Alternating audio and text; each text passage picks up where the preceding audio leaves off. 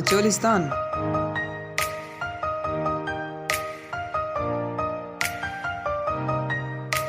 और अहमदपुर सिटी से इसका डिस्टेंस अभी देख लेते हैं। So it's 49, here we go.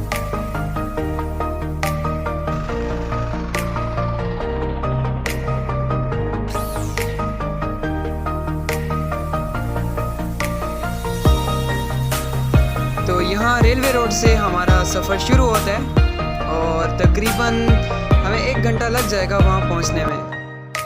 Hello, by the way, जिस जगह आज हम जा रहे हैं मैं हमेशा से ही उसके बारे में बात करना पसंद करता आया हूँ। और मेन सिटी से डेजर्ट जाते हुए अपनी ज़रूरत का सामान लेना मत भूलिए, जिसमें सबसे ज़रूरी है पानी, क्योंकि पानी का वहाँ आपको मसला हो सकता है। तो अच्छा खासा रिजर्वायर होना चाहिए आपके पास, इसके साथ आइस और कोल्ड ड्रिंक्स और हमने इसके साथ दूध भी ले लिया है वहाँ चाय बनाने के लिए। और पानी के बाद जो दूसरी अहम ज़रूरत है वो है खाना, लेकिन अनफॉर्चुनेटली वहाँ डेजर्ट में आपके पास अच्छे रेस्टोरेंट्स नहीं हैं। तो आप या तो खाना बनाकर साथ लेकर जा सकते हैं या वहीं जाकर बना सकते हैं। तो हमने चूज़ किया है सेकंड ऑप्शन। तो कुछ ही देर में हम मेन सिटी से बाहर जाने वाले हैं और जो डेजर्ट की तरफ जाने वाला रोड है डेरावर फोर्ट तक, वो एक सिंगल रोड है। और अगर रोड की कंडीशन की बात करूँ तो रोड की कंडीशन बहुत अच्छी है, लेकिन ये एक 2 वे रोड है और हमने ज़रूरत की तकरीबन सारी चीज़ें ले ली हैं। कुछ सब्ज़ी के आइटम्स रहते हैं जो खाना बनाने के लिए बहुत ज़रूरी हैं। आई थिंक आप समझ गए होंगे। इससे पहले कि नहर में पानी आए जल्दी से गुजर जाना चाहिए। ओके, तो डेरावर जाने से पहले ये एक आखिरी मरकज़ी चौक है और यहाँ से भी आप अपनी ज़रूरत की तकरीबन सारी चीज़ें ले सकते हैं।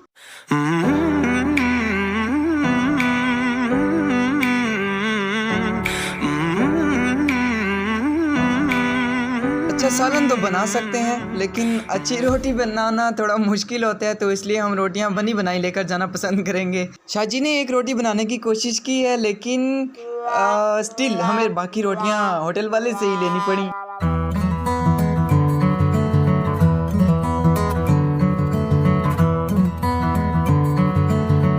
बस अब हम मंजिल से कुछ ज़्यादा दूर नहीं है और पहुंचने वाले हैं। और यस, मारना नहीं चाचा, मारना बिल्कुल नहीं, समझ रहे हो ना? अरे नहीं, गुस्सा ना हो अंकल, आपको तो कुछ भी नहीं कहा मैंने।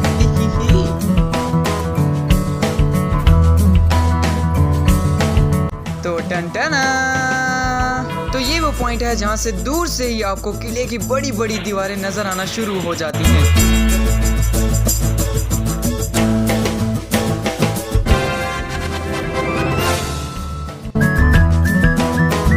और ये रहा किला डेरावर और अभी हम स्टे करने वाले हैं हसन भाई के डेरे पर। और यस, दिस वे।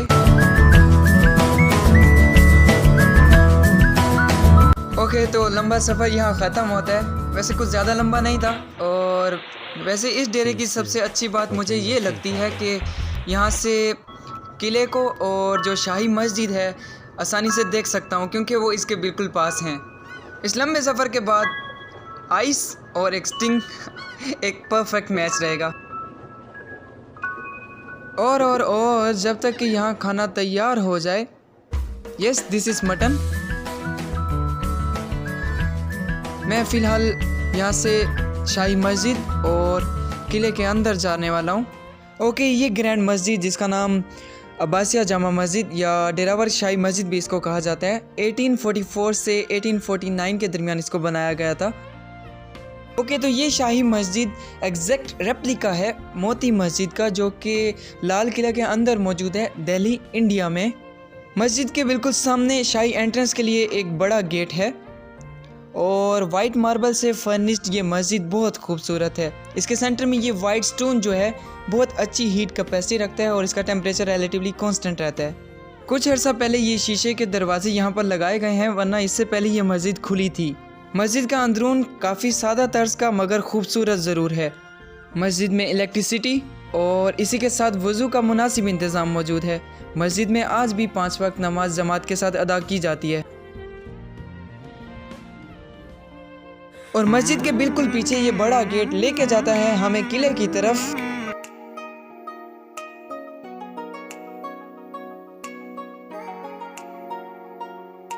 तो इस वक्त मैं किले के मरकज़ी गेट के सामने मौजूद हूँ।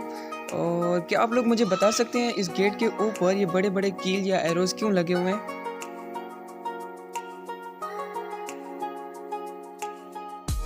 अगर मैं कहूँ कि ये किला 1000 साल से भी ज़्यादा पुराना है तो ये गलत नहीं होगा, क्योंकि ये 9th सेंचुरी में राय राजा जो कि राजस्थान इंडिया से आए थे उनके लिए बनाया गया था। लेटर ऑन 1732 में नवाब सर सादिक मोहम्मद खान फर्स्ट जो कि बहावलपुर के नवाब थे, उन्होंने इसको कैप्चर किया और इसकी जो मौजूदा हालत है इसको कंस्ट्रक्ट किया था 1947 तक। मैं हमेशा सोचा करता था कि एक किंग्समैन डेजर्ट में जाकर अपना कैस्टल क्यों बनाएगा, क्यों? इसकी वजह ये जगह है, नहीं समझ आई, क्योंकि यहाँ पर दरियाए हकड़ा बहता था जो कि इस स्टेट की एग्रीकल्चर एंड ड्रिंकिंग डिमांड के लिए किला बनाने के लिए एक सफिशिएंट काज था।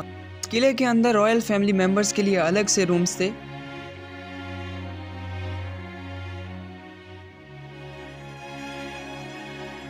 मेहमानों के लिए अलग से और आर्मी के लिए एक अलग से ही सिस्टम था। इसी के साथ कैदियों को रखने के लिए जेल खाने और इवन उनको फांसी देने के लिए भी जगह मौजूद है।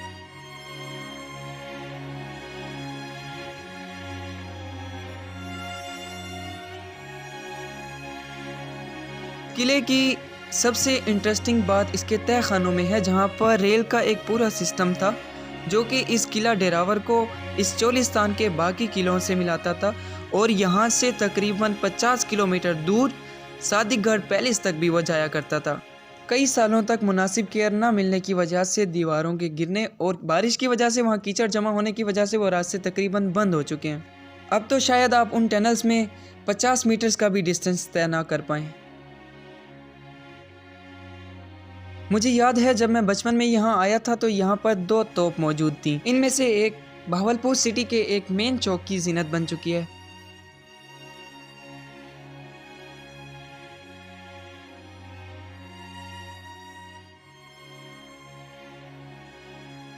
ये पूरा किला 1.5 किलोमीटर का एरिया कवर करता है और बाहर से नजर आने वाली इसकी बड़ी बड़ी दीवारें बहुत चौड़ी हैं, जहाँ खड़े होकर लगता है कि आप गाड़ी बड़ी आसानी से इसके ऊपर चला सकते हैं।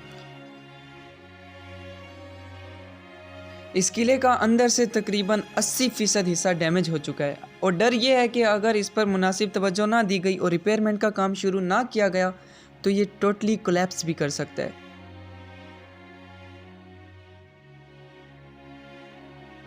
इसकी रिपेयरमेंट के लिए बातें और प्रोजेक्ट्स तो बहुत बनाए गए हैं, लेकिन इस मेगा स्ट्रक्चर के लिए मेगा प्रोजेक्ट बनाने की ज़रूरत होगी।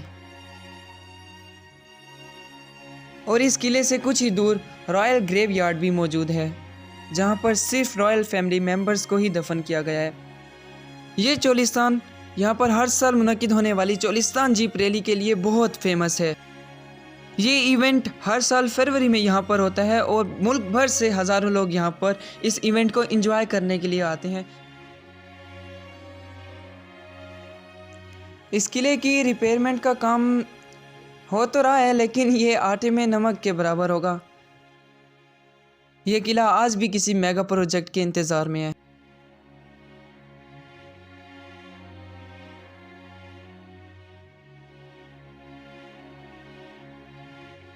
और अगर ऐसा किया जाए तो यहाँ पर आने वाले टूरिस्ट की तादाद को 10 गुना तक बढ़ाया जा सकता है, लेकिन कब, इसका कोई पता नहीं। आज तारीख पर तारीख, तारीख पर तारीख, तारीख पर तारीख, तारीख पर तारीख मिलती रही। इजाजत। खुदा हाफिज, खुदा हाफिज, खुदा हाफिज।